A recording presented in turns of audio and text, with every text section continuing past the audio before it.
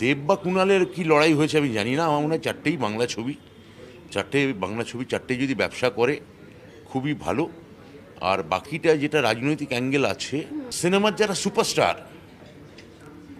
তারা কখনো অন্য দলে অন্য নেতা বা নেত্রীর অধীনে রাজনীতি করেননি। বুঝতে পেরেছেন? সেটা কমল হাসানও হতে পারে, চিরঞ্জীবী হতে পারে, হালে এই যে তামিলনাড়ু কি যেন বিজয়, সেও হতে পারে। যে সত্যিকারের সুপারস্টার সে নিজের দল গড়বে। সুপারস্টার কখনো যদি সুপারস্টার হয়, সত্যি সুপারস্টার হয়, তার অধীনে থেকে দল করবে না। তাহলে তৃণমূল কংগ্রেসে যদি কেউ সুপারস্টার থাকে তার নাম মমতা ব্যানার্জি, স্টার যদি কেউ থাকে তার নাম অভিষেক ব্যানার্জি।